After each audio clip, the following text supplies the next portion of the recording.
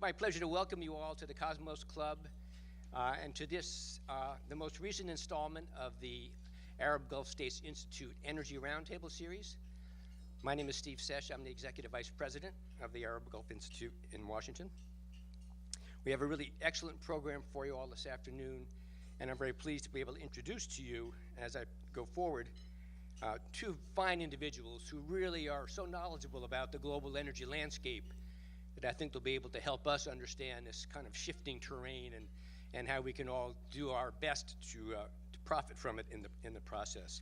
Our very special guest is Majid Jafar, who is the CEO of the oldest oil and gas company in the Middle East, which is Crescent Oil, and also the vice chair of the Crescent Companies.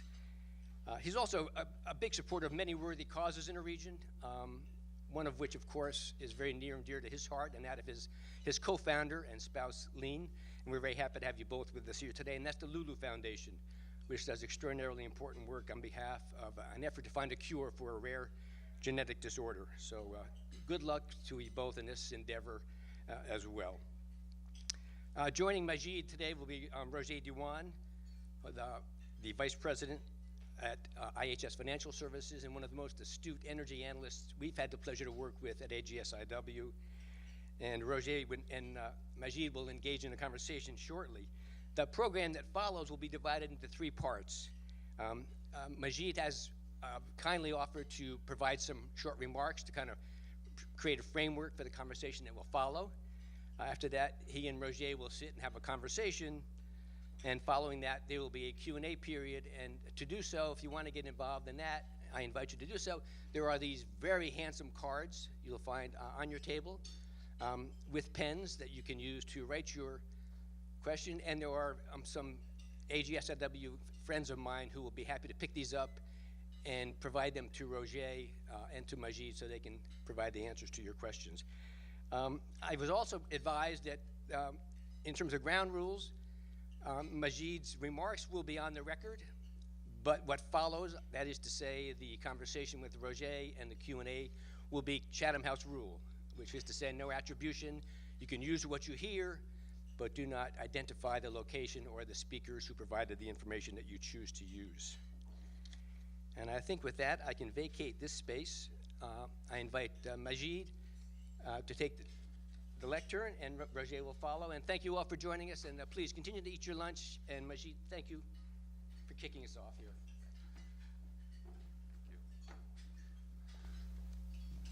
Good afternoon. Thank you, Steve, and thank you to the Institute for the great invitation and the lunch in such a lovely setting.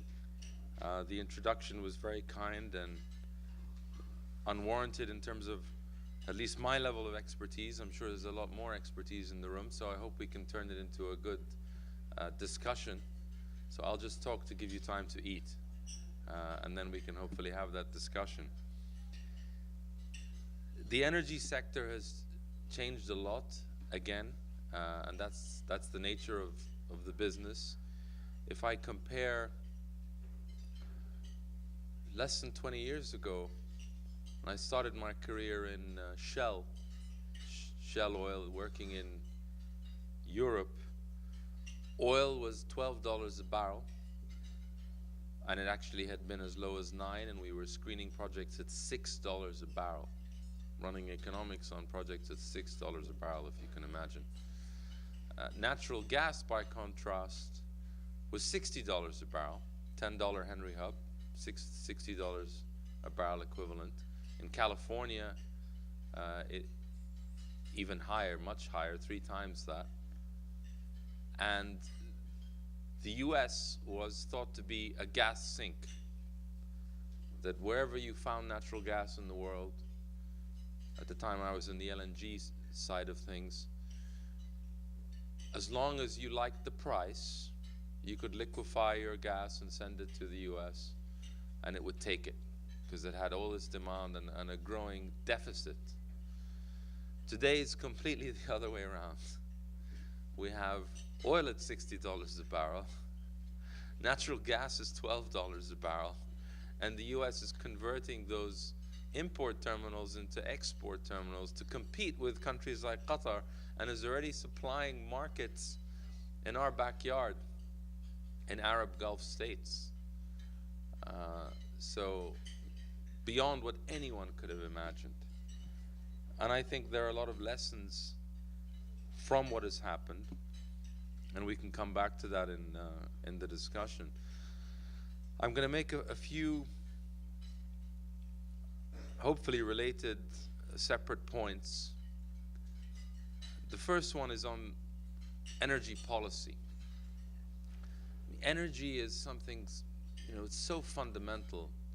The planning for it and the infrastructure side of it worldwide, whether here in the US at state or federal level, or in the countries in the Gulf region, or anywhere in the world, Europe, should really be long-term, strategic, and professional. Unfortunately, it's as fundamental as defense. You wouldn't leave defense, procurement or planning to amateurs. And yet what I've seen too often is it gets boiled down to political ideology or mantras, and some very strange decisions get taken. An example is, if we look at Europe and you look at countries like Germany that decided we need to be beyond fossil fuels, and we cancel nuclear because of a local state election, and go all for renewables, subsidize it to tens of billions of euros. And Germany now has a cost of energy that's over $100 a barrel. It's stunted their economic recovery. And the irony is they have rising carbon emissions because they're now importing lignite coal from the United States to burn for power. So in this political desire to move beyond fossil fuels, they've actually done their economy and their environment a disservice. Whereas here in the US, thanks to the shale revolution, and in particular the rise of natural gas, which has been phenomenal, the US has the lowest carbon emissions in a generation since the early 90s, the lowest per capita since the 60s, I think, because of substituting coal for gas, and the lowest energy costs in the OECD. And it's been a huge part of the economic recovery and job creation. And the fact that industries and even petrochemicals are now moving back to the US, it's competitive, very competitive, compared to the Gulf or elsewhere. It can compete again. Now that happened maybe despite, and not because of government policy, but government policy caught up and recognized the benefits. And I think that this is a key issue that people don't often see, that it's not really a dichotomy, it's a false dichotomy between what's economically advantageous and what's clean or good for the environment. It won't be sustainable unless it achieves both, and that has to be the aim. It's got to be green in both senses, or it won't work. And I think that's what we see. And that's the kind of thinking that we're beginning to see in the Gulf region as well. And the new UAE energy policy to 2050, not many countries are planning that far ahead and actually specifying the mix. It's about 40% each for natural gas and renewables, understanding that both work well together in unison, and together are going to lead to energy infrastructure that's cost effective as well as good for the environment. I think personally, and again, media or politicians like to see the energy thing as a fight between US shale and OPEC. From my perspective in the private sector, what's happened here in the US is fantastic for my industry and therefore for my region. Now, government budgets in the region are worried about the fall in oil price on a short-term basis and how they're going to keep the spending commitments and so on. But nobody's talking about peak oil anymore, or it being a dying industry, and people are recognizing actually that that the industry is a key part of the solution. Looking at it just as the problem and lumping all fossil fuels in the same bucket doesn't make sense. It's actually natural gas that's achieved cost and emission savings for the US like nothing else. So the other point is this myth of energy independence. The US and North America has become energy self-sufficient. That means that your total supply equals to your total demand. But the idea that you're energy independent, I mean, that's a myth. That's like being economically independent, unless you're, living in a mud hut and not relying on electricity or any trade or engagement with anyone in the outside world. You cannot be energy independent. And what happens in the Middle East and in the Gulf states in particular is very important for the US economy and the energy sector. And in fact, becoming the biggest oil producer in the world now means that you're even more dependent on the energy sector. And the fall in oil prices actually led to huge job losses and huge stock market declines here in the US.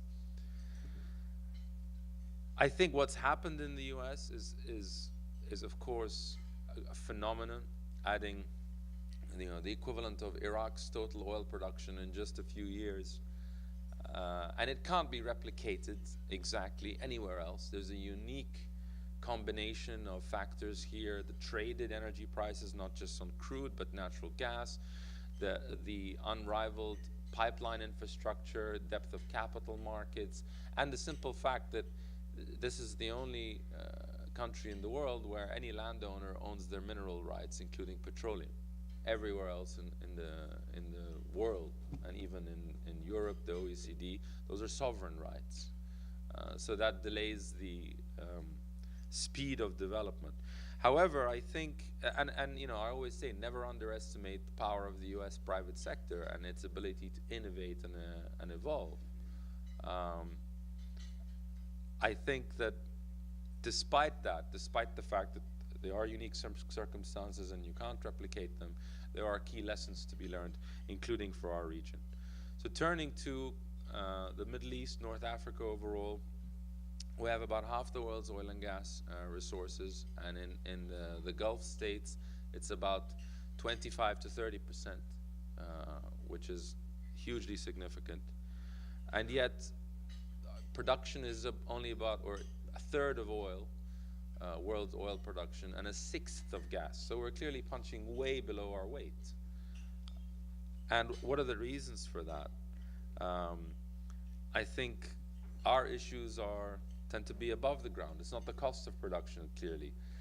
We have overall perhaps too big a role for the state in the management. I mean, the state needs to play the regulatory role and the revenue maximization, but the management of the oil and gas and the investment is very state dominated across the Middle East.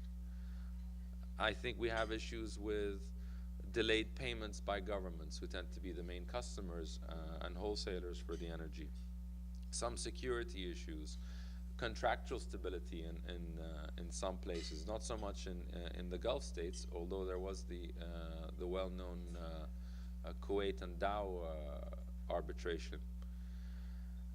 Then you've got subsidies. The huge energy subsidies when oil prices were at the peak, half the world's energy subsidies, $250 billion a year, were being spent in the Middle East. And that's money that, well, first of all, energy subsidies is a very blunt benefit, because a disproportionate amount of the benefit goes to the wealthier or industries or those who are higher energy consumers.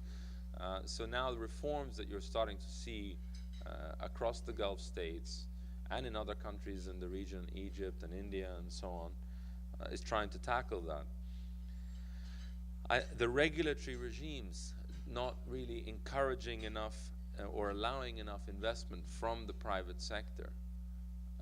And of course, the two go hand in hand. If your downstream pricing isn't enough, to sustain the upstream investment, but also the contract models, having limited service type contracts, limited fee per barrel for the investor when they have alternatives now.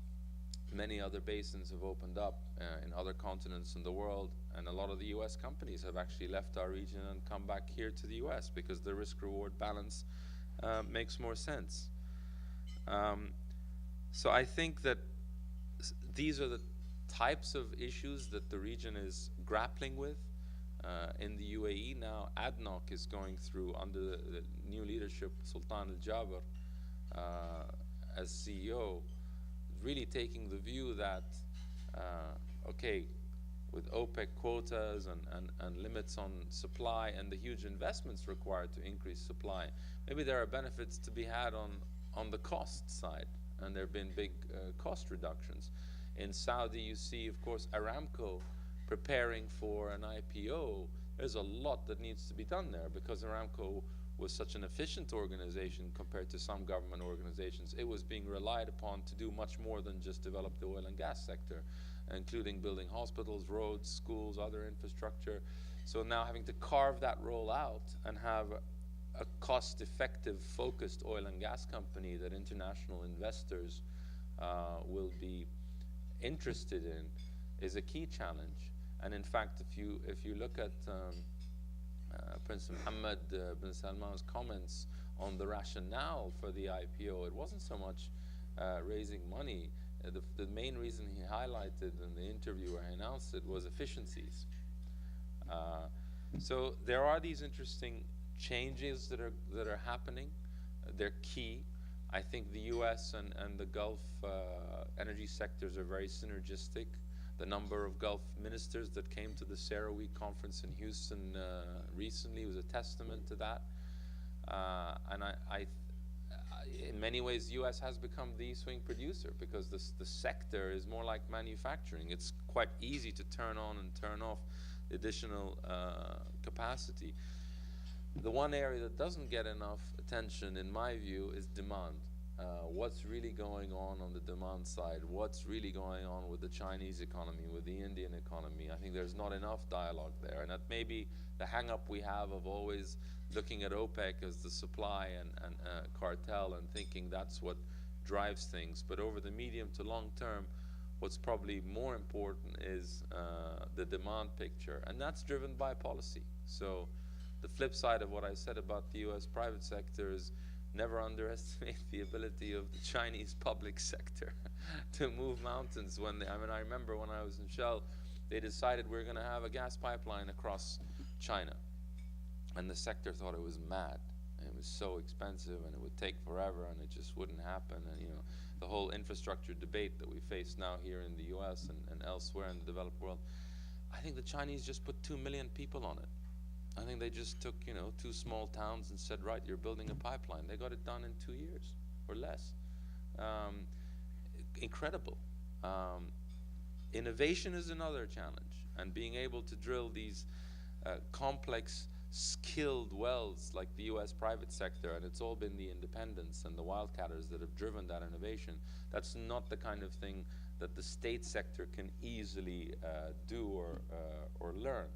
But the ability to throw capital and manpower and invest in infrastructure is something that shouldn't be underestimated. I'll stop there and look forward to the Q&A and the discussion. Thank you.